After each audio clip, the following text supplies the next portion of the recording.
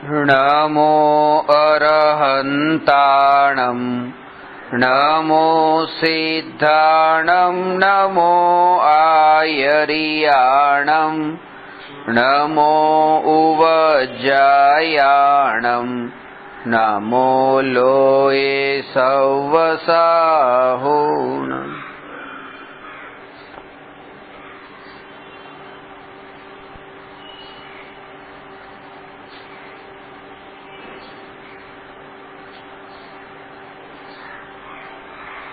प्रश्न नंबर 320। साचो जैन कोण? आज्ञानुसारी के परीक्षा प्रधानी?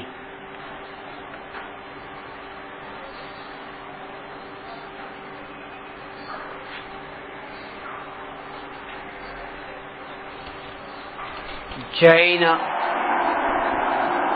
शब्द आगळ साचो शब्द लगावવો પડ્યો।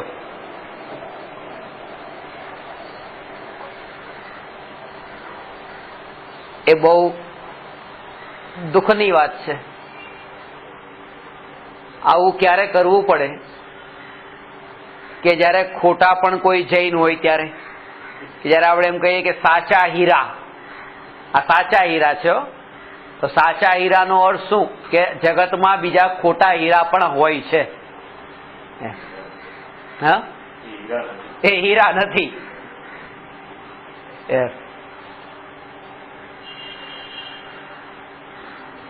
અને મોટા ભાગે તો પછી એવું થાય છે કે ખોટા જ સાચા બની જાય છે ને સાચા તો મળતા નથી, એટલે ખોટામાં જ સાચાપણાની સ્થાપના થાય છે। 320મો પ્રશ્ન છે,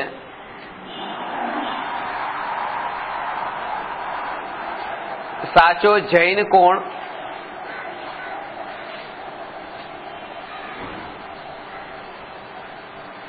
સીધો અને સરળ ભાષામાં જો જવાબ આપીએ તો જેમ હમણાં ચર્ચા કરી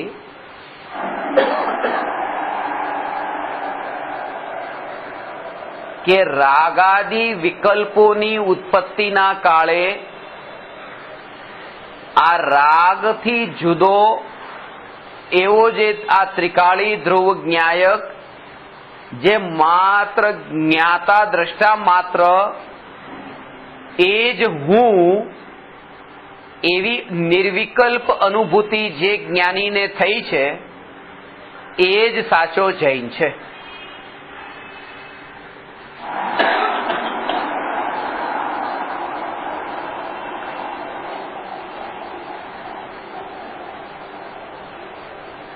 માત્ર જ્ઞાતા દ્રષ્ટા, જેવી રીતે આંખ માત્ર દેખે છે પણ કંઈ કરતી નથી, અગ્નિનો કર્તા પણ નથી ને અગ્નિનો ભોગતા પણ નથી। અગ્નિનો કર્તા છે ઈંધણ, બળતણ, અને અગ્નિનો ભોગતા છે લોખંડનો ગોળો, એ આગમાં પડેલો। પણ આંખ તો એ કરતા પણ નહીં ને ભોગતા પણ નહીં, માત્ર દ્રષ્ટા। તો જે જીવ જ્ઞાતા દ્રષ્ટા છે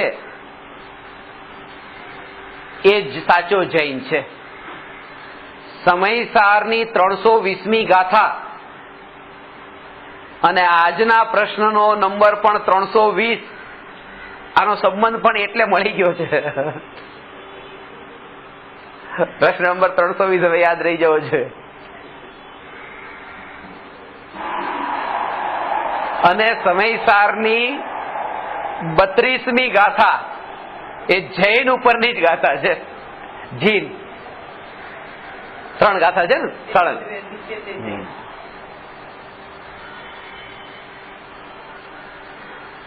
જીતેન્દ્રિય જીન, જીતમોહ જીન અને ક્ષીણમોહ જીન। 31મી, 32મી અને 33મી એ 3 ગાથામાં આની ચર્ચા કરી છે. 31મી ગાથામાં જીતેન્દ્રિય જીન, જ્ઞેય જ્ઞાયક સંકર દોષ જ્યાં ટળ્યો એ જીતેન્દ્રિય જીન થયો. ભાવ્ય ભાવક સંકર દોષ ટળ્યો એ જીતમોહ જીન થયો. અને ભાવ્ય ભાવક ભાવનો પરિહાર જ્યાં થયો ત્યાં ક્ષીણમોહ જીન થયો. તે 3 પ્રકારના જીનની ચર્ચા કરી છે. જીન એમાં પહેલા જીતેન્દ્રિય જીનની ચર્ચા છે. જ્ઞેય જ્ઞાયક સંકર દોષની જેમ ચર્ચા થઈ હતી ને, કે જ્ઞેયમાં શું લેવાનું છે?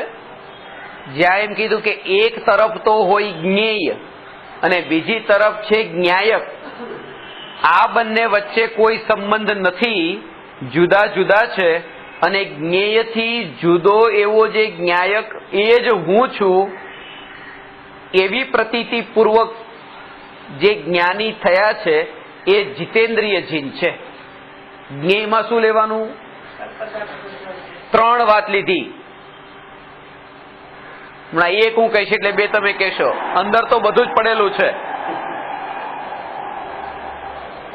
દ્રવ્યેન્દ્રિય, ભાવેન્દ્રિય, ભાવેન્દ્રિયના વિષયો જેમ અંદર બધું પડેલું છે ને, એવી રીતે અનંત ખજાનો જેમ જ્ઞાનીમાં જેમ તમારામાં પડેલો છે. સમજાણું? આ જેમ થોડું થોડું આવે છે ને બહાર, બધું જ અંદર પડેલું છે, નબળાઈ કઈ નથી. દ્રવ્યેન્દ્રિય એટલે 5 ઇન્દ્રિય, આંખ કાન નાક વગેરે 5 ઇન્દ્રિય. ભાવેન્દ્રિય એટલે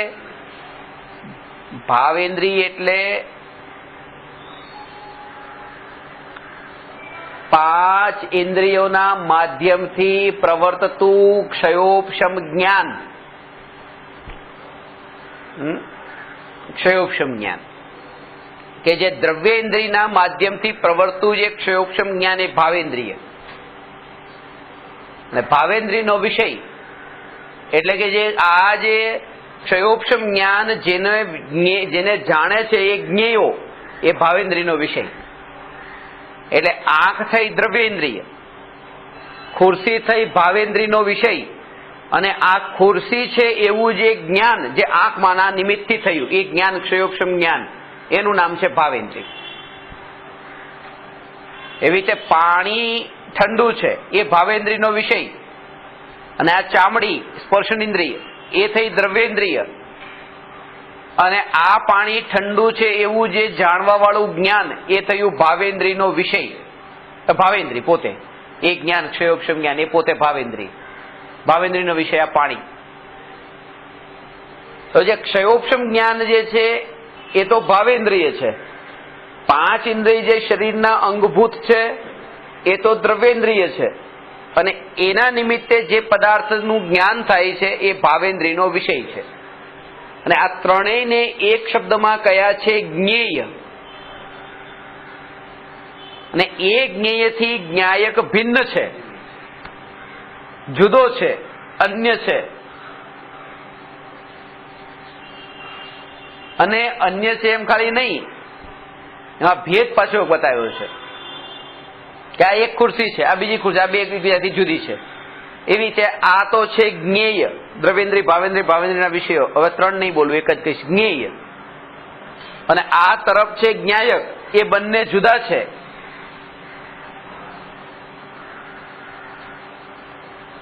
એવું જે જાણે છે એને ભેદ જ્ઞાન નથી થયું, પણ એમાં એક શબ્દ ખાસ વાપર્યો છે, અધિક જાણે આત્મને.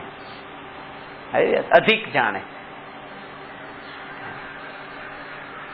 એટલે રાખ અને રત્ન બંને જુદા છે એમ ન જાણે, પણ આ રાખ રાખ છે ને આ રત્ન એનાથી કંઈક અધિક છે એવું જુદું છે એમ.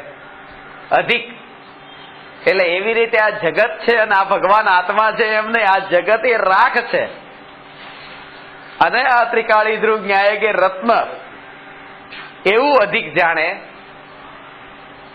અને એમ માને શ્રદ્ધામાં.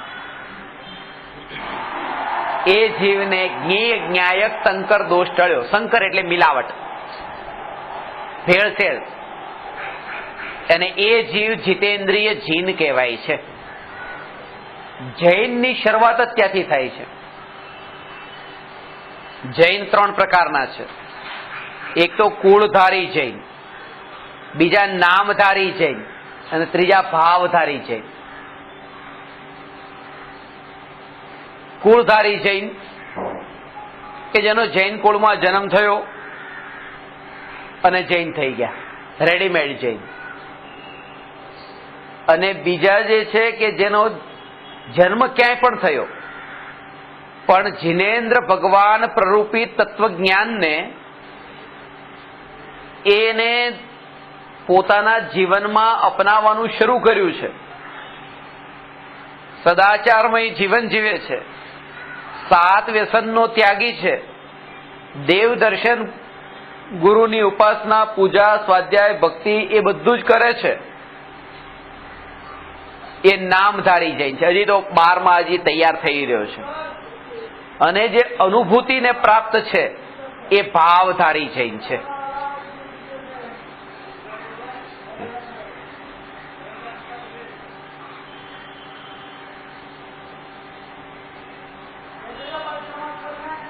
હમણાં થોડા સમય પહેલા જૈનોને એક દરજ્જો મળ્યો, ભારતની સરકારે ગયા, માઇનોરિટી, અલ્પસંખ્યક. એનો મતલબ શું? કે જૈનો અલ્પસંખ્યક છે એમ. તો વાત તો સાચી છે. આ તો મહાવીર ભગવાન 2500 વર્ષ પહેલા કહી ગયા હતા કે જૈનોની સંખ્યા તો બહુ અલ્પ જ છે. આ જૈન જે ભાવધારી જૈન, સમ્યક દ્રષ્ટિ જ્ઞાની તો અલ્પસંખ્યક જ હોય છે, એના ટોળા નથી હોતા. 8 જ બહુ અલ્પસંખ્યક.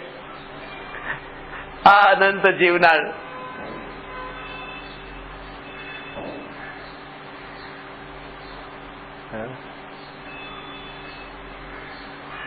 અલ્પસંખ્યક છે.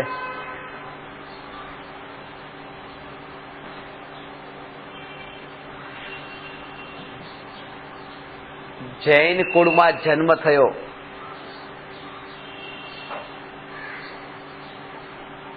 એટલે જૈન ન થયો, કારણ કે એના પાસે તો કોઈ પૂર્વના પુણ્યના કર્મનો ઉદય, જન્મ લેવાથી કોઈ જૈન નથી થતું. એટલા માટે ભારતીય સંસ્કૃતિમાં 4 જે કયા બ્રાહ્મણ વર્ણ, બ્રાહ્મણ, ક્ષત્રિય, બ્રાહ્મણ, વૈશ્ય અને શુદ્ર.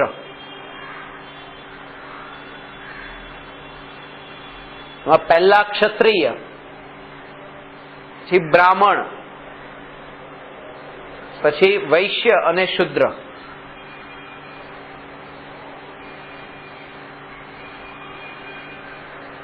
જૈન ધર્મના 24 તીર્થંકર ક્ષત્રિય હતા. આ વૈશ્ય એટલે વેપારી, ત્રીજું છે વેપારી વર્ગ. એટલે ગુરુદેવ ઘણી વાર કહેતા ને, આ વાણિયાના હાથમાં આ ક્ષત્રિયોનો ધર્મ ક્યાં આવી ગયો? આ તો સુરવીરોનું કામ છે, ગણતરી કરવા વાળાનું કામ નથી, હિસાબ લગાવવા વાળાનું કામ નથી, કે આટલું આપ્યું ને આટલું મને મળ્યું એનું આ કામ નથી, અથવા આટલું પુણ્ય કરું તો મને કેટલું શું મળે એવા જીવનું આ કામ નથી. યુદ્ધના મેદાનમાં જ્યાં લડાઈ લડતા લડતા મારું જો મરણ થાય તો મારા પત્નીને, મારી છોકરા છોકરીઓને, મારા પરિવારને કોણ સાચવશે? એવો જ પણ જેને વિચાર નથી આવતો અને સાહસ ઉઠાવવા તૈયાર થઈ ગયો, એવું જેના અંદર પુરુષાર્થ, જેના અંદર એવો ઉપડ્યો, ત્યાં એમ નહીં કે મારા પછી આ કોણ સંભાળશે, કોણ સાચવશે આ બધાને. તો એવો જ જે ક્ષત્રિય, એ જ મુનિ ધર્મ અંગીકાર કરી શકે છે કે હું મુનિ થઈશ તો મારા પછી આને કોણ સાચવશે એમ. એવો વિચાર નથી આવતો. સમજાણ? યુદ્ધમાં જતી વખતે જો એ પત્ની પરિવારનો વિચાર નતો આવ્યો તો દીક્ષા વખતે નથી આવતો. એ ક્ષત્રિયોનો આ ધર્મ છે.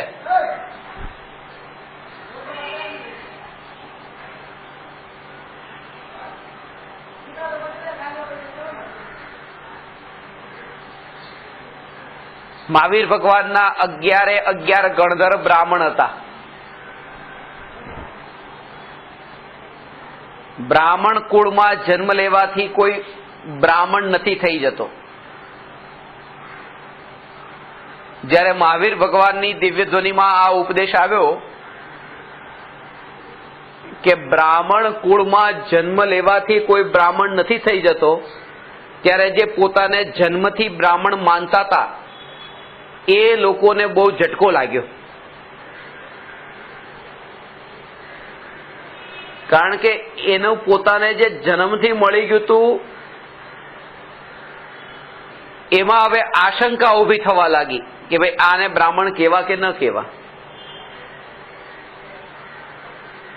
અને ખાસ તો એને ઝટકો ત્યારે લાગ્યો જ્યારે ભગવાને કીધું કે બ્રાહ્મણ કુળમાં જન્મ લેવાથી કોઈ બ્રાહ્મણ નથી થઈ જતો, સાથે સાથે કોઈ પણ વ્યક્તિ બ્રાહ્મણ થઈ શકે છે. ત્યારે એને એ ઝટકો લાગ્યો કે અમારી જે પોતાનો જે અધિકાર છે કોઈ બીજો પણ છીનવી શકે છે, કે કોઈ પણ બ્રાહ્મણ થઈ શકે છે.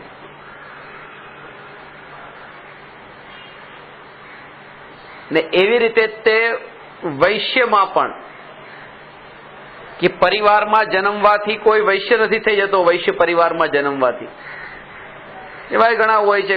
પોતે પરિવાર ચાલતું હતું, પેઢીઓની પેઢીઓ ચાલતી હતી, અને છોકરો કોઈ એવો પાકે જેને કોઈ વેપારમાં કઈ ગતાગમ પડતી ને બધું ઉડાવીને સાફ સફાઈ કરી નાખે. જન્મથી કોઈ નથી થતું વેપારી એમ. અને એવી રીતે તે શુદ્ર કે નીચા કુળમાં જન્મવાથી કોઈ નીચા કુળનું નથી. કમળ જે છે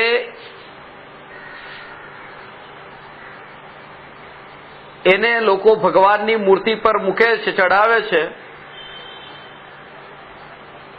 પણ જ્યારે એ કમળ ભગવાનની મૂર્તિ પર ચડે ત્યારે કોઈને એ યાદ જ નથી આવતું કે કમળ ક્યાં ઉગ્યું હતું.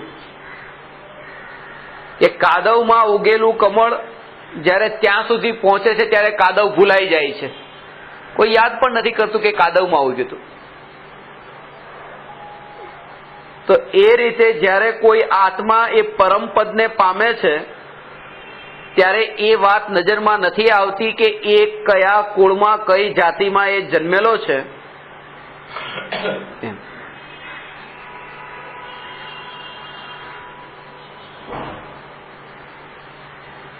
એક ગણેશ પ્રસાદજી વર્ણીજી હતા ને,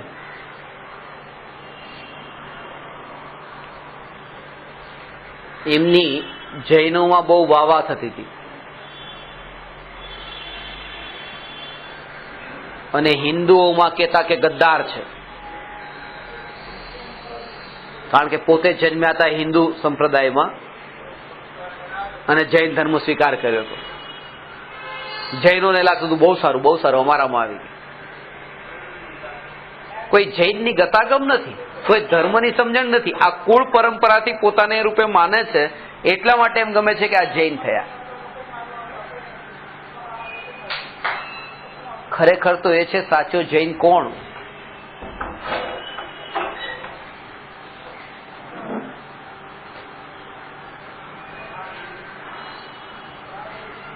જે પોતાને ભેદ રૂપે ન માને તે, એટલે શ્વેતાંબર દિગંબર મટીને જૈન બનો. શ્વેતાંબર પણ ન રહો, દિગંબર પણ નહીં, એ ભેદ છે. પણ હું કહું છું કે શ્વેતાંબર અને દિગંબર જો ભેદ છે, જે ભેદમાં આપણે પડવું નથી, તો સાધક જીવ માટે આ જૈન પણ એક ભેદ નથી? જૈન અને અજૈન પછી કે આ એક જૈન ને બાકી બધા અજૈન, એ ભેદ પણ શું કામ પાડવો? જો શ્વેતાંબર દિગંબરનો નથી પાડવો તો, જો તમે એને ભેદમાંથી બહાર લાવવા માંગો છો તો શું કામ જૈન પણ બનાવવા માંગો છો?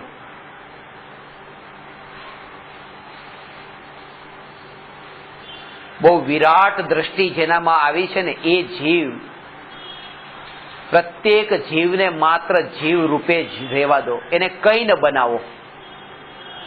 એને તમે શ્વેતાંબર નથી બનાવવાનો, દિગંબર નથી બનાવવાનો, તો એને જૈન પણ નથી બનાવવાનો, કારણ કે જૈનમાં પણ અજૈનનો વિકલ્પ ઉભેલો છે. તમે કોના કોનામાં તપાસ કરવા જશો કે આ જૈન છે કે આ જૈન નથી? જેમ શ્વેતાંબર દિગંબરમાં આપણે તપાસ કરવા ક્યાં ક્યાં જઈએ છીએ, પણ જ્યાં ખબર પડી કે આ ત્રિકાળી ધ્રુવ ભગવાન આત્મા, આ ત્રિકાળી ધ્રુવ ભગવાન આત્મા, બસ આ તો પ્રત્યક્ષ દેખાય છે ત્રિકાળી ધ્રુવ ભગવાન આત્મા.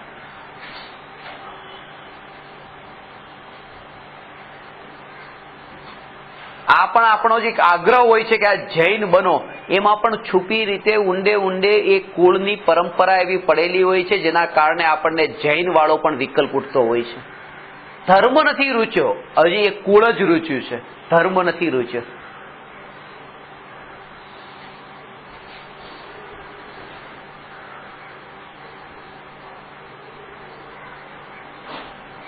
જેને ધર્મ રૂચ્યો છે એને આ ભેદ નથી રૂચ્યો. ઘણા લોકો પોતાના ત્યાં ઓફિસમાં કામ કરવા માટે જૈનોને જ એવી રીતે રાખે. જૈન હોય તો વધારે સારું. બાકી બધે કુળનો વાળા, બાકી જાતિ વાળાનો એટલો ભરોસો ન કરી શકાય. જૈન હોય તો કમસે કમ એના અંદર થોડોક તો સંસ્કાર હોય એમ. જે વ્યક્તિ જૈન કુળમાં જન્મ્યો છે એ એવું મોટું પાપ તો નહીં જ કરે, એટલો તો આપણને ભરોસો હોય છે. જૈન કુળમાં જન્મ્યો એ એટલું મોટું ખરાબ પાપ તો ન જ કરે ને. હા, હીરા બજારના કૌભાંડો, શેર બજારના કૌભાંડો, આ બધા જૈનોના નામે જ છે, જે પોતાને જૈન કહે છે, હું નથી કહેતો.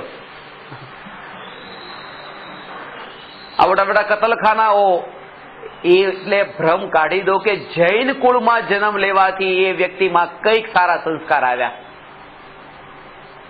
પ્રત્યેક આત્મા સ્વતંત્ર છે.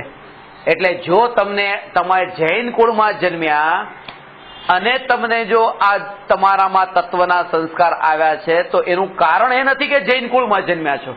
એનું કારણ એ છે કે આ આત્માએ પૂર્વમાં આત્માની સાધના કરી છે, એટલું જ માત્ર એનો અર્થ છે.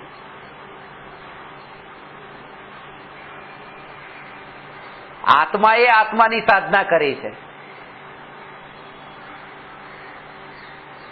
એટલે આ વાત રૂચી છે. નહીં તો જૈન કુળમાં જેમ તમે જન્મ્યા છો, તમારા માતા પિતા એ જ કુળમાં જન્મ્યા હતા ને, એના માતા પિતા આ જ, તો એ જે કુળ જાતિ તો બધાની એ જ હતી, તો કેમ ન થયું? એ બધાને કેમ આ ન્યાય કેમ ન રૂચ્યો? અને આ પરિવારજનોમાં બીજા પણ જે છોકરા છોકરીઓ છે એને કેમ નથી રૂચતો? કારણ એ છે, કારણ કે કુળ સાથે જીવનો સંબંધ નથી. એ જીવ પોતે પૂર્વ ભવની, એની જે ભવની યાત્રા કરીને જે અહીંયા આવ્યો છે, અનેક ભવમાં ફરી ફરીને, એમાં કેવા સંસ્કાર એમાં પોતાનામાં લઈને આવ્યો છે, એના અનુસારે એને અહીંયા તત્વ રૂચે છે.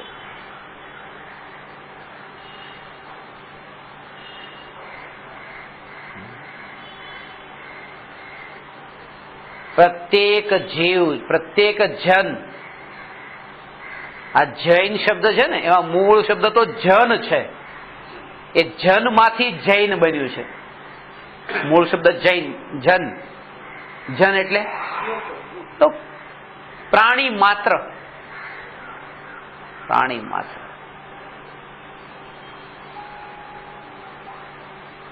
વિરોધમાં જેને વિરોધ લાગ્યો નથી, કારણ કે આ જગતમાં તો વિરોધ જ છે.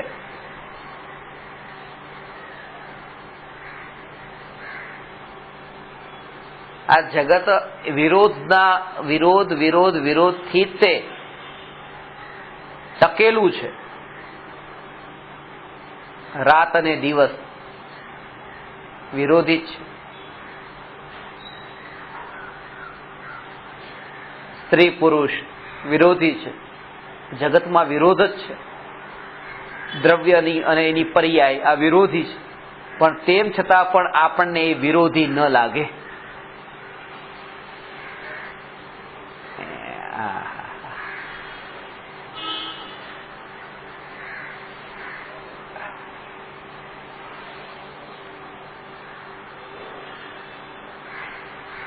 દ્રવ્ય અને દ્રવ્યની પર્યાય, આ એક છે દ્રવ્ય, આ સૂક્ષ્મ પરિભાષા સમજી લેજો. એક છે દ્રવ્ય અને એક છે દ્રવ્યની પર્યાય.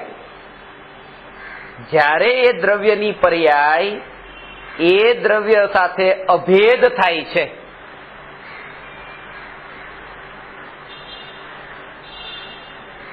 ત્યારે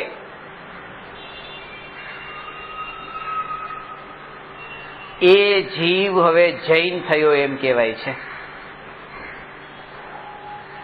એટલે જ્યારે પણ હું જૈન શબ્દ વાંચું છું ત્યારે એમાં મને જન તો દેખાય છે, એની ઉપરની જે બે માત્રા છે ને, એકમાં દ્રવ્ય દેખાય, એકમાં પર્યાય દેખાય. દ્રવ્ય પર્યાય જેના અભેદ થઈ ગયા છે એ જન, તે જૈન છે. પહેલા જ નજરે એ વાત આવે. ઉપરની બે માત્રા શું બતાવે છે કે દ્રવ્ય અને પર્યાય જેના અભેદ થયા છે એવો જે જન છે તે જૈન છે, એના વગર કોઈ જૈન નથી. સમજાણી? આ તો વાત ક્યાં સમજાય તો એ બહુ મોટી વાત. સમ્યક દ્રષ્ટિ જીવ જૈન છે.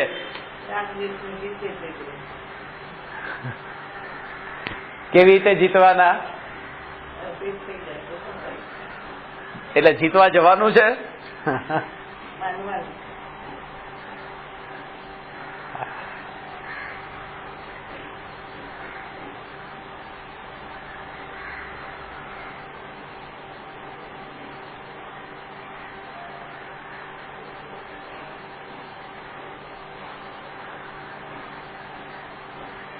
સાચો જૈન તે છે.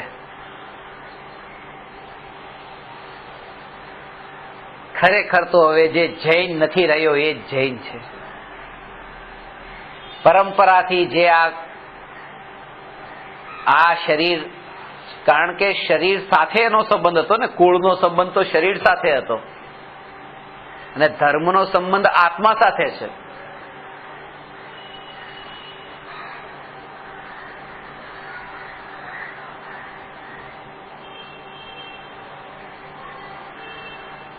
ભગવાન જો પોતે બીજાને પમાડી શકતા હોત તો પોતાના મા બાપને તો પેલા પમાડે જ,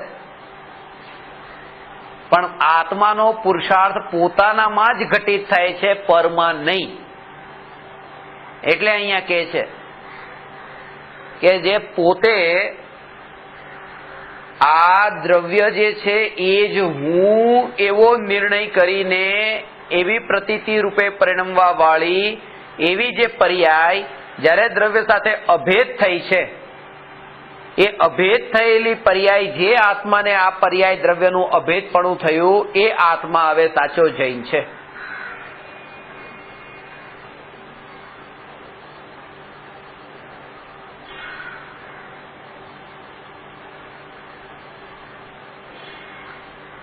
ભવના જેટલા પણ સંસ્કારો અંદરમાં સંગ્રહિત કરેલા હતા એ બધા સંસ્કારો પછી મોડા પડવા લાગે છે.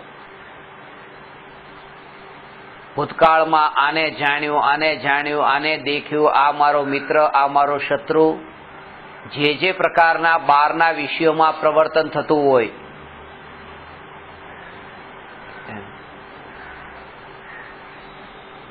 બહારના વિષયોમાં જ્યાં પણ મેં મિત્ર પણ બનાવ્યા, શત્રુ પણ બનાવ્યા, એ મિત્ર અને શત્રુ તો એટલે બનાવ્યા કે ક્યાંકથી મારે સુખી થવું હતું, સુખ લેવું હતું. સુખની પ્રાપ્તિ માટે ત્યાં જેટલા પણ મિત્રો બનાવ્યા હતા સુખ માટે, શત્રુ પણ બનાવ્યા એટલા માટે કે સુખ જ જોઈતું હતું. એની પાછળ પણ કઈક અંદર તો ઈચ્છા તો સુખની જ હતી. પણ જ્યારે એ વાત અંદરમાં શ્રદ્ધામાં આવી કે હું ત્રિકાળી ભગવાન આત્મા સુખ સ્વરૂપ જ છું, હું પોતે સુખ સ્વરૂપ છું, હું પોતે સુખ સ્વરૂપ છું, સુખનો ઘનપિંડ છું. જેમ આનંદનો કંદ, જ્ઞાનનો ઘનપિંડ, એવી રીતે તે હું આ સુખનો ઘનપિંડ, સુખ સ્વરૂપ. હવે કોને મિત્ર બનાવવો ને કોને શત્રુ બનાવવો? કારણ કે મિત્ર ને શત્રુ તો સુખના માટે હતા અને એ જો સુખ સ્વરૂપ હું પોતે જ છું.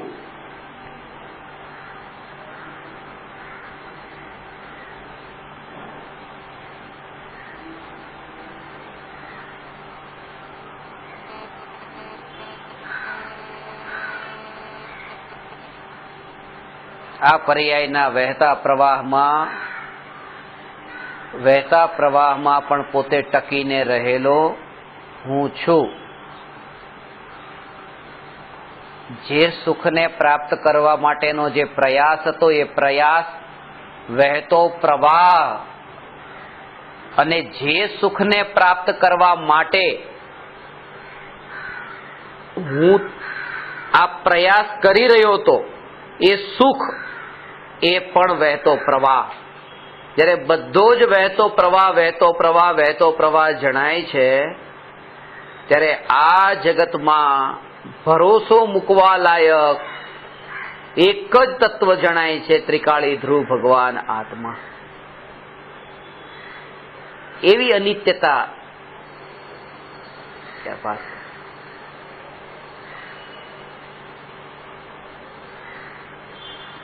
ભરોસો મૂકવા યોગ્ય તત્વ એક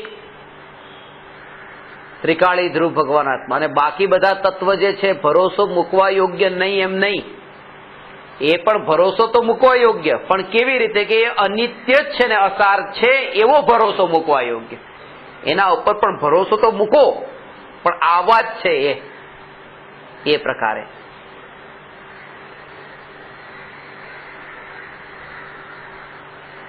એટલા સ્વનિર્ભર આપણને બનાવ્યા છે કે તમારે કોઈના ઉપર નિર્ભર થવાની જરૂર. તમે ગમે ત્યાં હો, તમે જે પણ જ્ઞેયોની વચ્ચે રહો, અહીંથી ઊભા થશો, તમે જે જ્ઞેયોની વચ્ચે પણ રહો, કે પ્રભુ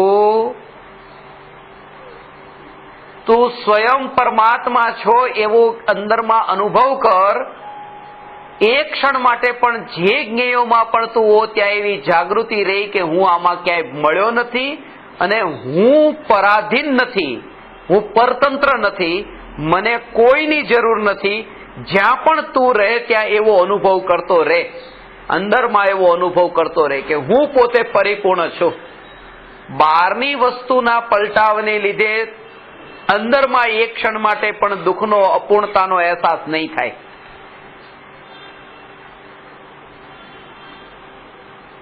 આવો સ્વતંત્ર થવાનો ઉપદેશ છે. સમજાણી વાત. તીર્થંકર પરમાત્માનો વિરહ પડ્યો છે.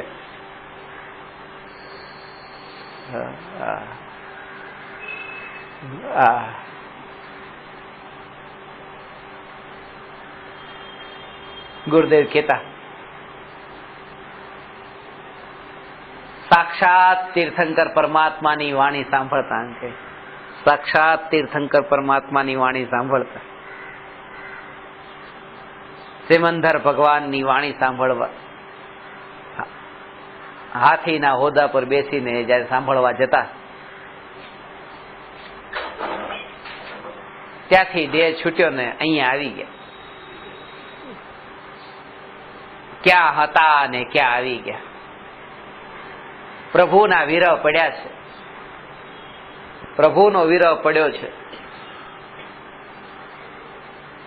પ્રભુ નથી, સાક્ષાત તીર્થંકર પરમાત્મા નથી. સાક્ષાત તીર્થંકર પરમાત્મા તો દૂર, ગુરુનો પણ જ્યાં આવે અહીંયા યોગ નથી. ભાવલિંગી મુનિનો યોગ નથી. દેવ ગુરુમાં છે ને, દેવનો તો યોગ નથી, ગુરુનો પણ જ્યાં યોગ નથી. આચાર્ય, ઉપાધ્યાય, સાધુ એવા ભાવલિંગી ગુરુનો જ્યાં યોગ નથી.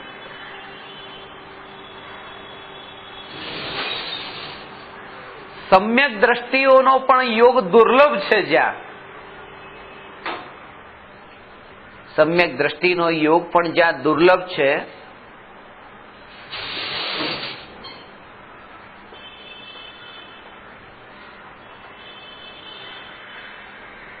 એવી આ ભૂમિમાં અમે આવ્યા. ક્યાં હતા ને ક્યાં આવી ગયા.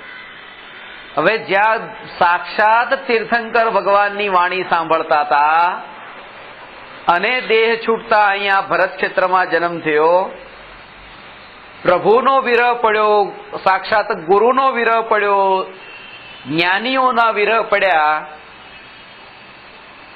તેમ છતાં પણ અંદરમાં પરમાત્મા વિરાજમાન છે, કોઈ વિરહ નથી, અંદરમાં પરમાત્મા હાજર છે. આવું બળ કે તમે ક્યાંય પણ રહો, તમારે એક ક્ષણ માટે એવો અહેસાસ નહીં કરતા કે વિરહ પડ્યો. તું પોતે પરિપૂર્ણ છો ને છો. આવી જે સ્વતંત્રતા, આવો જે સ્વતંત્રતાનો ઉપદેશ ગુરુદેવ કે તું પોતે પરિપૂર્ણ પરમાત્મા છો, તારે કોઈને પણ આધીન થવાની જરૂર નથી. કોઈ પણ જ્ઞેયોની વચ્ચે રહે ત્યારે એક વાતની જાગૃતિ તને રહે. કોઈ પણ જ્ઞેયોની વચ્ચે રહે ત્યાં એ વાતની જાગૃતિ રહે કે આનાથી મહાન ભગવાન આત્મા અંદર સાક્ષાત વિરાજમાન છે. એ જાગૃતિ રહે. હીરા, સોના, ચાંદી, ધન, વૈભવ, પદ, પ્રતિષ્ઠા, માન, સન્માન અને બારમાં મળતા વૈભવો એ જયારે મળે ત્યારે જેવા જ્ઞાનમાં જણાય ત્યારે જાગૃતિ વર્તે કે ત્રણ લોકનો નાથ સાક્ષાત પરમાત્મા વિતરાગ.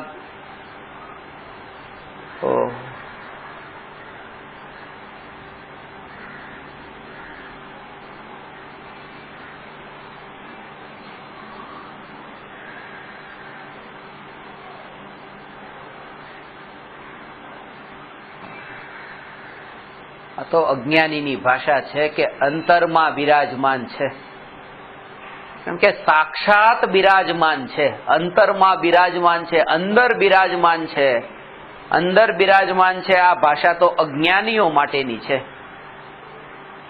કારણ કે જે સાક્ષાત ગોળને દેખતા હોય, થેલી જુદી પડેલી છે અને સાક્ષાત ગોળને દેખે છે, એને હવે એમ નથી લાગતું કે ગોળ અંદર બિરાજમાન છે.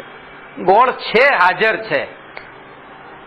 આ ભગવાન આત્મા અંદર બિરાજમાન છે એટલે એવું થોડું છે કે આ શરીર અને એની અંદર બિરાજમાન છે. જ્ઞાનીને તો સાક્ષાત બિરાજમાન દેખાય છે. આ બિરાજમાન છે. આ તો અજ્ઞાનીની ભાષા છે કે અંદર બિરાજમાન છે, અંતરમાં બિરાજમાન છે. આ સાક્ષાત હોવા છતાં પણ અજ્ઞાનીને સમજાવવા માટે કીધું કે અંતરમાં બિરાજમાન. કારણ કે એને કીધું કે આ શરીર અને એની અંતરમાં, બાકી તો સાક્ષાત બિરાજમાન હાજર છે. જેમ આ દેહ સાક્ષાત બિરાજમાન છે, એવો જ સાક્ષાત ભગવાન આત્મા, આ સાક્ષાત ભગવાન આત્મા બિરાજમાન છે, અંદરમાં નહીં.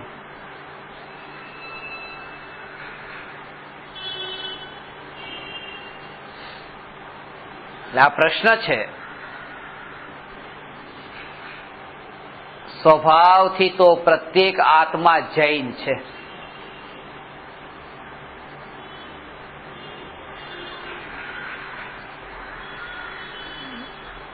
પર્યાયમાં અજૈન છે. જ્યારે અજૈન પર્યાય જૈન દ્રવ્યનો આશ્રય લે છે ત્યારે પર્યાય પણ જૈન થઈ જાય છે, ત્યારે એ સાચો જૈન થયો એમ કહેવાય.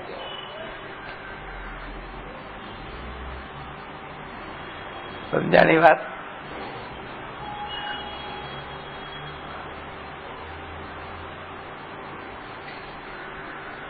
ન્યાયક પ્રભુ બિરાજમાન છે. સમજાણી વાત?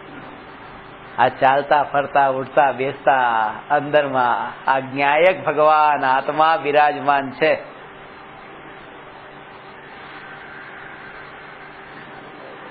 બિરાજમાન છે આ સાક્ષાત ભગવાન આત્મા.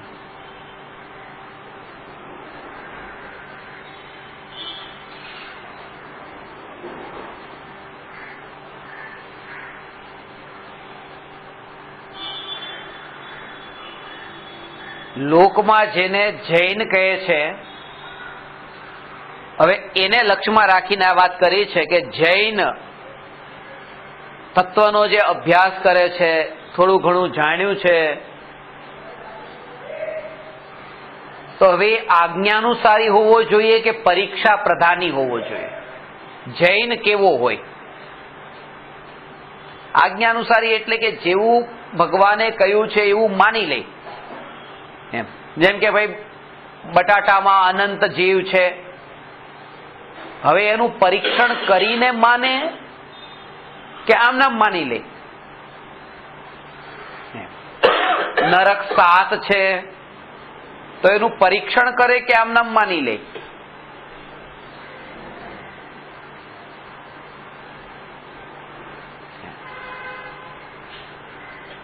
ભરત ચક્રવર્તીના પિતા ઋષભદેવ હતા, ભરત ચક્રવર્તીના પુત્ર મારીચી હતા, તો આ પરીક્ષા કરે કે આજ્ઞા માની લે?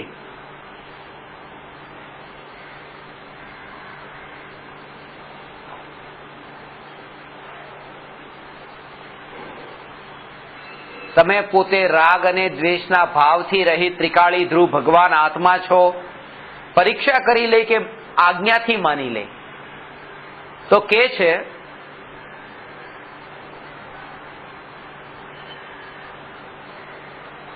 બટાટામાં અનંત જીવ છે, નરક 7 છે, ભરત ચક્રવર્તીના પિતા ઋષભદેવ પુત્ર મારીચી હતા, આ બધી વાતને તો આજ્ઞાથી માની લે, અને રાગથી જુદો ભગવાન આત્મા તે હું, એને પરીક્ષાથી માને.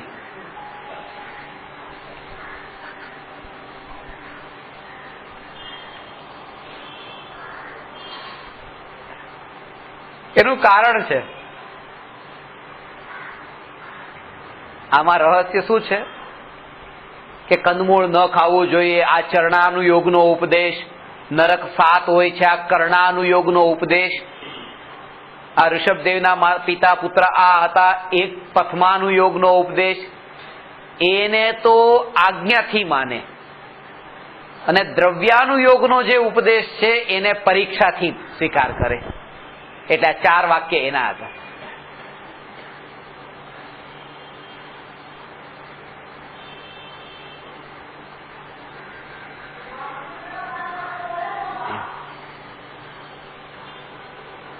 કારણ કે અત્યારે નરક 7 ના બદલે 9 હોય તો આપણને સુખ દુઃખમાં કઈ ફરક પડે? કે 7 ના બદલે 5 હોય તો કઈ સુખ દુઃખમાં ફરક પડે? કઈ નહીં.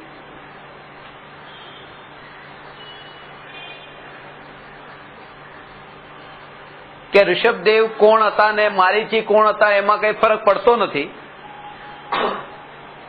કે કંદમૂળમાં અનંત જીવ છે કે અસંખ્યાત જીવ છે એમાં ફરક પડતો નથી. પણ જો કોઈમાં રાગ વધારે કરીએ છીએ તો દુઃખી થઈએ છીએ, દ્વેષ કરીએ છીએ તો દુઃખી થઈએ છીએ, ને રાગ દ્વેષ નથી કરતા તો દુઃખી નથી થતા. આમાં ફરક પડે છે, આપણા સુખ દુઃખને ફરક પડે છે. એટલા માટે કે જેમાં સુખ દુઃખને તમારે સંબંધ છે એવો જે વિષય છે એને તો પરીક્ષાથી સ્વીકારવો.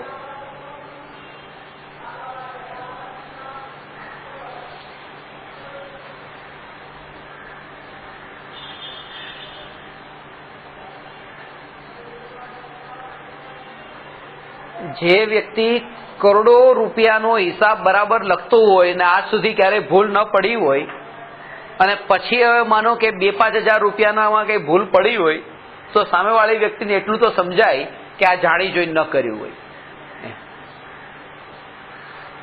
જાણી જોઈને ન કર્યું હોય તો સમજાય. હવે 5 કરોડ રૂપિયાનું દાન આવ્યું એક ભાઈ પાસે, એમણે મને વાત કરી કે 5 કરોડ રૂપિયાનું દાન આવ્યું છે, પણ આ લોકો કરોડપતિઓ પણ જો ને કે 500ની એક ખોટી નોટ અંદર નાખી દીધી. એટલે કીધું એ જાણી જોઈને ન નાખ્યું, 5 કરોડ રૂપિયા જે આપતા હોય એને એકાદ નોટ ક્યારેક આમ નામ આવી ગઈ હોય, કઈ પર્પઝલી ન નાખી હોય. એમ જાણી જોઈને કોણ કરે આવું? એને પોતાને ગણ્યા ના હોય, કોઈ બીજાએ ગણ્યા હોય મૂક્યા હોય અંદર. તો કે આટલું મોટું જે કરે એમાં નાનું જે થાય છે તો એ નાનું ખોટું શું કામ કરે?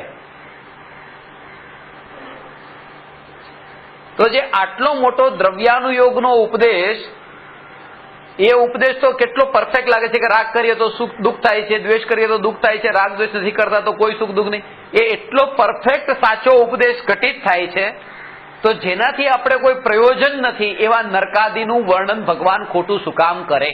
એટલા માટે તો એને તો આજ્ઞાથી માની લેવું, અને આત્માના ઉપદેશને તો પરીક્ષાથી સ્વીકારવું. કંકુંદાચાર્ય કહે છે ને, અનુભવ પ્રમાણથી સ્વીકાર કરજો. સાચા જૈન બનજો,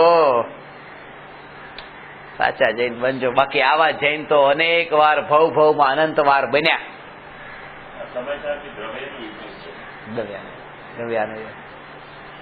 દ્રવ્યાનુયોગ નો જે ઉપદેશ છે એને પરીક્ષાથી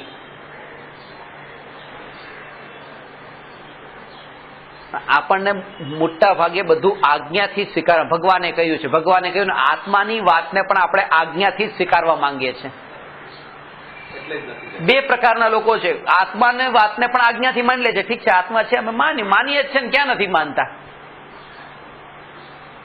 એમાં સાહસ નથી ચાલતું કે કઈ રીતે હું આત્મા.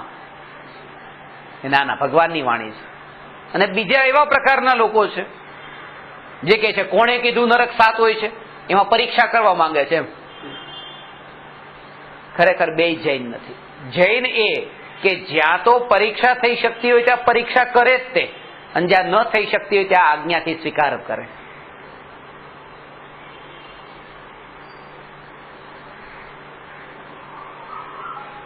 બીજા કોઈમાં એને રસ ન હોય.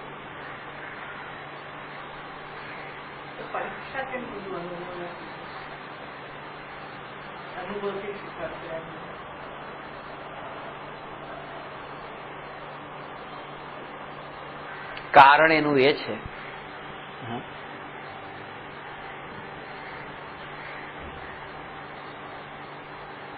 કે કોઈ છોકરો આખું વર્ષ વાંચે છે અને વર્ષના અંતે સાહેબને કહે છે કે મેં આખું વર્ષ અભ્યાસ કર્યો છે. બીજો છોકરો પણ કહે છે કે મેં આખું વર્ષ અભ્યાસ કર્યો. ત્રીજો કહે છે મેં આખું વર્ષ અભ્યાસ કર્યો છે. કહે છે તો બધા, પણ કોણે કેટલો અભ્યાસ કર્યો છે એની ખબર આમ પડે કેમ? બોલે તો બધા છે. એ પરીક્ષાથી ખબર પડશે કે કોણે કેટલો અભ્યાસ કર્યો છે. પરીક્ષાથી એ જે પેલાનું જે કંઈ પણ હતું એ કેવા રૂપે બધું હતું એ બધું પરીક્ષાથી ખબર પડે છે.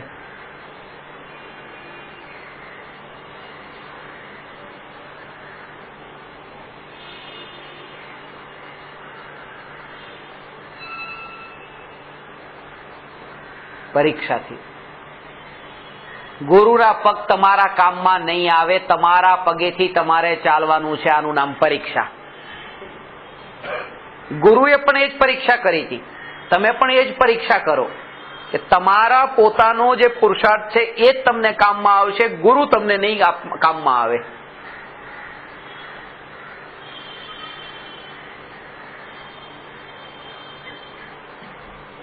પરીક્ષાનો અર્થ એ છે.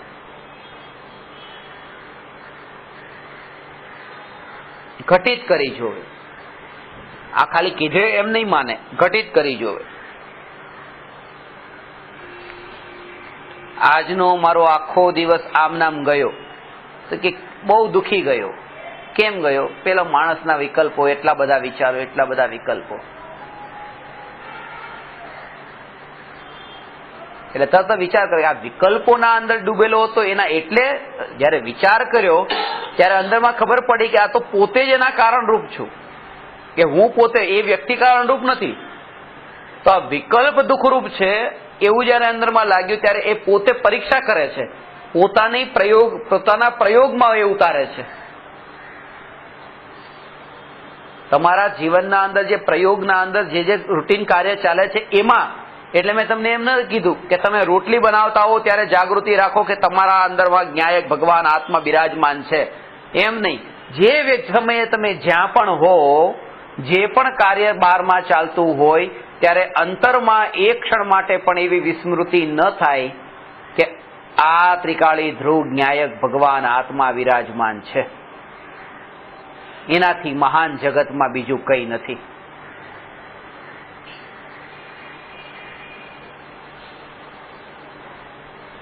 એટલે હમણાં સમયસારની ઉપર ટીકા જે હમણાં લખી છે ને, એ ટીકામાં મેં હમણાં એક પોઈન્ટ ખાસ લખ્યો કે આ સમયસાર ને બધા આગમોમાં નંબર 1 કેમ કીધું? ગ્રંથાધિ રાજ સમયસાર કહેવાય છે ને. તો ગ્રંથાધિરાજ કેમ કીધું? ગુરુદેવ કહેતા કે સમય સારથી મહાન આ જગતમાં બીજું કઈ નથી, બીજું કોઈ ગ્રંથ નથી. એમ એ ગ્રંથ મળે સમય સારથી મહાન બીજું કોઈ ગ્રંથ નથી. કારણ કે ત્રણ લોકનો નાથ જે ભગવાન આત્મા, એનાથી મહાન આ જગતમાં બીજું કોઈ નથી, અને એનાથી મહાન બીજું કોઈ નથી ભગવાન આત્માથી. એ ભગવાન આત્માનું વર્ણન આ સમયસારમાં કર્યું છે. એટલા માટે સમયસારથી મહાન આ જગતમાં બીજું કોઈ નથી. સમયસારથી મહાન બીજું કોઈ નથી. કેમ? શાસ્ત્ર તો બીજા છે. આ ન્યાયક ભાવને બતાવનારું આ સમયસાર છે. ન્યાયક ભાવ.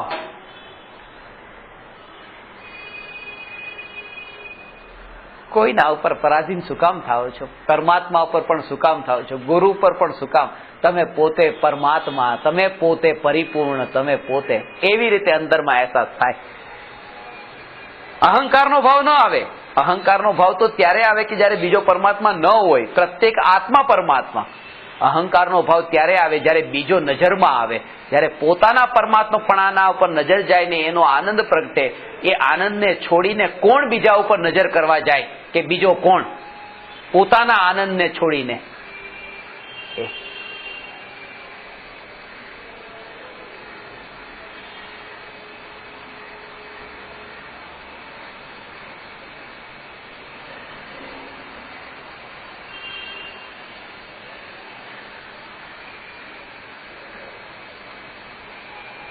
કોઈ સત્ય અસત્યનો વિચાર કરવા પણ તૈયાર નથી. આ પરીક્ષાની વાત આવે ને, આમાં તો એટલે કહું છું હિંમત વાળાનું કામ છે. એટલે સમંતભદ્ર આચાર્ય જે કહે કે હે સર્વજ્ઞ ભગવાન, હું આપને એટલા માટે નથી માનતો કારણ કે સ્વર્ગના દેવો ચામરથી આપને ઢરે છે અને આપને એવી રીતે પૂજા ભક્તિ કરે છે, એટલે હું આપને નથી માનતો. દેવોનું આગમન થાય છે, દેવો અહીંયા આવે છે, રત્નોનો વરસાદ કરે છે, એટલે હું આપને નથી માનતો. દેવાગમન ભો યાન ચામર આદિ વિભૂતય માયા વિશ્વપી દ્રશ્યંતે નાતસ્તમસી નો મહાન. કે આવું તો માયાવીઓમાં પણ દેખાય છે. દેવાગમ સૂત્રમાં લખ્યું છે આપ્તમીમાંસા. આવું તો માયાવીઓમાં પણ દેખાય છે. કારણ કે જે સમોસરણની રચના કરે છે એના કારણે હું આપને નથી માનતો. કારણ કે સમોસરણની રચના કરનાર જે દેવ, એની પાસે તો આ સમોસરણથી તો વધારે હતું ને, ત્યારે તો એમણે આ બધું રચના કરી. પોતાની પાસે તો સમોસરણથી વધારે હોય. એમ સમજાની વાત? આ તો અમારા માટે 5 રૂપિયાની વ્યવસ્થા કરતા તમારી પાસે 5 રૂપિયાથી તો વધારે હોય કે નહીં કઈ? તો સ્વર્ગના દેવો આ સમોસરણ વગેરે કરે છે, એ તો માયાવીઓમાં પણ છે. એના કારણે આપ મહાન નથી. દેવાગમન ભોયાન ચામરાદિ વિભૂતય માયા વિશ્વપી દ્રશ્યંતે. માયાવીઓમાં પણ દેખાય છે. નાતસ્તમસી નો મહાન. એના કારણે આપ મહાન નથી. પછી આગળ બધી સર્વજ્ઞની સિદ્ધિ કરે છે. સૂક્ષ્માંતરિત દૂરાર્થા પ્રત્યક્ષા કસ્યચિદ યથા અનુમેયત તો જ્ઞાદી રીતિ સર્વજ્ઞ સંસ્થિતિ. એના બધા 5મો શ્લોક છે. 6ઠા 7મા શ્લોકમાં એ પૂરું આખું વર્ણન કરે છે ડિટેલમાં કે ભગવાન, હું આપની ભક્તિ એટલે કરું છું કારણ કે આખું જગત રાગના પ્રપંચમાં પડેલું છે અને આપ વિતરાગ છો, અને વિતરાગતાનો જે આધાર ત્રિકાળી ધ્રુવ ભગવાન આત્મા, એનો આપે આશ્રય લીધો છે. એનાથી મહાન જગતમાં બીજું કઈ નથી. એટલા માટે આપનાથી મહાન બીજા કોઈ નથી. એટલે હું પૂછું છું આપને, કેમ ભક્તિ કરું છું ભગવાન? આ સમંતભદ્ર આચાર્ય સિંહની જેમ વનમાં વિચરણ કરતા હતા. એ સિંહની જેમ વિચરણ કરતા હતા એમ એટલે લખ્યું કારણ કે ભગવાનને પણ આમ ચેલેન્જ કરી છે. ભગવાન તમે એમ નહીં સમજતા એમ. એટલે ઘણી વખત ધનરાજભાઈ કે તમે કરોડપતિઓના પ્રવચન સાંભળતા હોય ને એમ કે તમે મોઢા ઉપર કહી દો છો કે તમારા જેટલા બધા શો પીસ ને કરોડો રૂપિયા પડ્યા, ધૂળ છે, કીધું મારે કે શું લાગે વળગે. આ 3 લોકનો નાથ ભગવાન આત્મા, એને ઓળખવા માટે જે અહીંયા રુચિ જાગી છે, એની આ મહિમા છે કે તમને આ ભાવ જાગ્યો છે આત્માને સમજવાનો. બાકી કરોડપતિઓ મુંબઈમાં કેટલા, અને આત્માની રુચિ થઈ એવા કેટલા. તો કરોડપતિ થવું એના માટે જેટલું પુણ્ય ખર્ચાય છે, એનાથી વધારે પુણ્ય તો એ જીવને ખર્ચાય જેને આત્માની વાત કાનમાં પડે છે. કારણ કે કોઈક વિરલા, બહુ ઓછા હોય છે. કરોડપતિઓ તો ઘણાય હોય છે. 7 વ્યસનનું સેવન કરનારા પરદેશમાં કેટલા કરોડપતિઓ, પણ 3 લોકનો નાથ ભગવાન આત્મા તે હું એવી વાત એના કાનમાં પડે એવું પુણ્ય જેનું હોય, આ કોઈક વિરલાનું છે. એની આ મહિમા છે, એની મહિમા છે.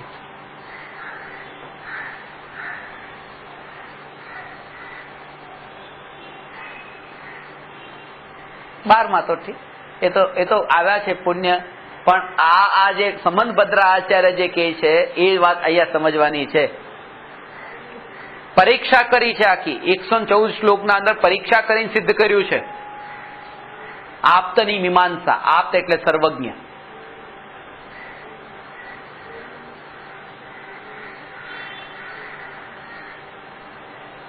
આમ નામ નહીં, આંધળી શ્રદ્ધા નહીં.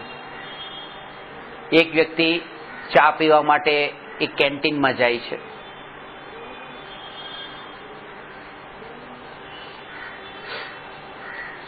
બહુ ચાની ઈચ્છા પીવાની થઈ હતી. કેન્ટીનમાં જઈને ચાનો ઓર્ડર આપે છે. ચા લઈને વેઇટર લાવે, જોવે છે, ચા મૂકી આ જેવી ચા પીવા જાય છે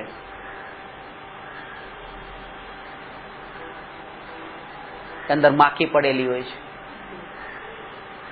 એટલે તરત જ આને ગુસ્સો આવે છે, તરત જ મેનેજરને બોલાવે છે, અહીંયા આવો. મેનેજર ત્યાં જાય છે,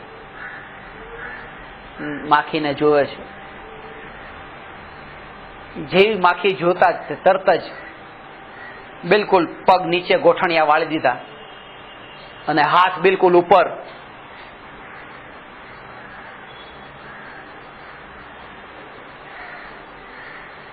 હે જીસસ, હે જીસસ, હું કેટલા દિવસથી તારી પ્રતીક્ષા કરતો હતો, મને ખબર નથી તું કયા રૂપમાં આવવાનો છે.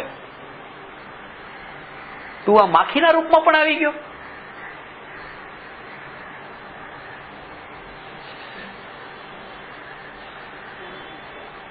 કયા રૂપમાં આવી જાય ખબર નહીં. આ વ્યક્તિનો ગુસ્સો દૂર થઈ ગયો. પરમાત્મા હાજર છે. હવે તો એક બાજુ બેસાડી દીધા પરમાત્માને, ચા આરામથી પીધી પરમાત્માના દર્શન કરતા કરતા.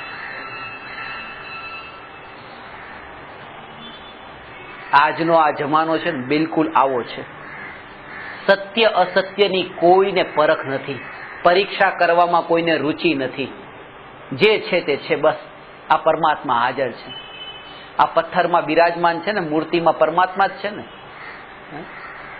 આ જીવતો જાગતો જે પરમાત્મા છે એ પરમાત્માને ભૂલીને પથ્થરના દર્શન કરવા જાય છે, એ પથ્થર દિલ છે.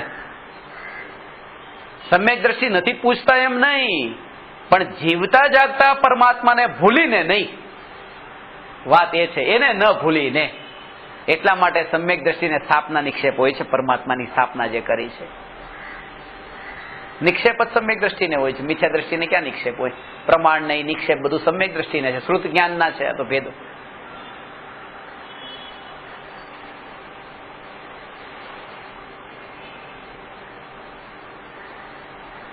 ભગવાન આત્મા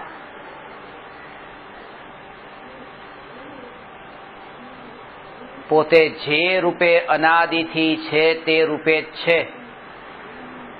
રાગના અનંત પ્રકારના વિકલ્પો થયા, અનેક પ્રકારના દેહને ધારણ કર્યા, અનેક પ્રકારના કર્મના ઉદય પણ આવ્યા, પણ ભગવાન આત્માનો જે ચૈતન્ય સ્વભાવ, એ સ્વભાવને કોઈ આંચ આવી નથી. એ ચૈતન્ય સ્વભાવની અનુભૂતિ, એનું નામ ચૈતન્યનો ચમત્કાર છે. આ જગતમાં એ સિવાય બીજો કોઈ ચમત્કાર નથી. આ માખીમાં પરમાત્મા એ ચમત્કાર નથી. એક જ ચમત્કાર મને જણાય છે આ જગતમાં, કે આ ચૈતન્યનો ચમત્કાર, ત્રિકાળ ધ્રુવ ચૈતન્યપણું જે છે એ પર્યાયમાં જ્યારે વ્યક્ત થાય છે ત્યારે એ ચૈતન્યનો ચમત્કાર થાય છે. ઘી માટી સાથે મળેલું છે,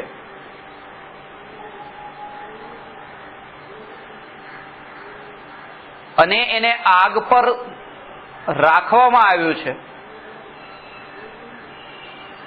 અને ગરમ થયું છે,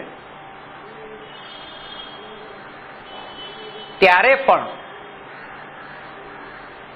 ઘીનો જે ચીકણાપણાનો જે સ્વભાવ છે એ સ્વભાવને કઈ નથી અસર થતી. કારણ કે ચીકણાપણું તો જ્યારે ઘી ગરમ નતું ત્યારે પણ હતું. ચીકણાપણું એનો સ્વભાવ છે ઘીનો. એ ચીકણાપણું ઘી જ્યારે ગરમ નહીં રહે ત્યારે પણ રહેવાનું છે. એ ચીકણાપણું એનો સ્વભાવ છે. આ 5 વાત આમાં સમજવાની છે. ઘી, માટી, આગ, ઉષ્ણતા, ઘીની ઉષ્ણતા અને ચીકણાપણું. આ 5 વાત સમજવાની છે. ઘી, માટી, અગ્નિ, ઉષ્ણતા અને ચીકણાપણું. જેમ ઘી માટીમાં મળેલું છે એ આગના નિમિત્તથી ગરમ થયેલું છે, તેમ છતાં પણ ઘીનો જે ચીકણાપણાનો જે સ્વભાવ છે એ સ્વભાવ તો નિત્ય કાયમ છે. એ ઘીનું ટકવાપણું એ ચીકણાપણાથી છે, નહીં કે આ 3ના કારણે. ચીકણાપણાને માટીની પણ અસર નથી, ચીકણાપણાને અગ્નિની પણ અસર નથી, ચીકણાપણાને એ ઘી ગરમ થઈ ગયું છે એની પણ અસર થતી નથી. ચીકણું એ જે છે તે છે. આ ભગવાન આત્મા આ દેહરૂપી માટીની વચ્ચે છે, તો પણ ભગવાન આત્મા એ દેહરૂપી માટી સાથે મળ્યો નથી. કર્મના ઉદયરૂપી અગ્નિ થી રાગ દ્વેષના ભાવ થાય છે, જે ઉષ્ણતા. જેમ અગ્નિના નિમિત્તથી ઘી ઉષ્ણ થયું, એવી રીતે કર્મના ઉદયના નિમિત્તથી આત્મા રાગ દ્વેષના ભાવરૂપ આત્મામાં થયા. તેમ છતાં પણ ઉષ્ણતાના કારણે એ જેમ ઘી નથી, એ ઉષ્ણતા ક્ષણિક છે જ્યાં સુધી આગ છે. એવી રીતે કર્મના ઉદય જ્યાં સુધી છે ત્યાં સુધી આ રાગ દ્વેષના ભાવ છે. પણ આ જે જ્ઞાન સ્વભાવ જે છે એ જ્ઞાન સ્વભાવ તો જ્ઞાયકની સાથે મળેલ છે, અભેદ છે.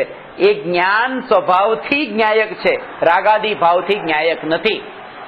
આ જ્ઞાનથી જ્ઞાયક સુધી પહોંચવાની આ વિધિ છે.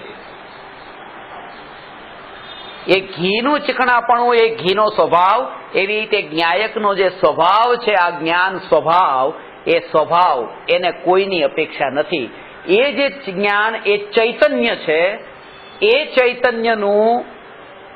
ચૈતન્યના માધ્યમથી આ ચૈતન્ય સ્વભાવી ભગવાન આત્માની અનુભૂતિ થાય છે. એ પર્યાય અને દ્રવ્ય જ્યારે અભેદ રૂપે થાય છે ત્યારે ચૈતન્યનો ચમત્કાર થાય છે. એ ચૈતન્યનો ચમત્કાર આ જગતમાં એકમાત્ર ચમત્કાર છે, બીજો કોઈ ચમત્કાર નથી. આવો ચમત્કાર જે આત્મામાં ઘટિત થયો છે એ આત્મા સાચો જૈન છે.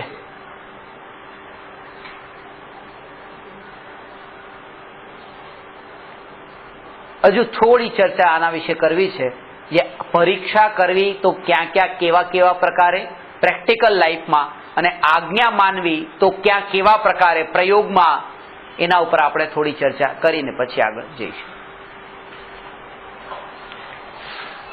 નમો અરહંતાણમ નમો સિદ્ધાણમ નમો આયર્યાણમ નમો ઉવજ્જાયાણમ નમો લોયે સવસા.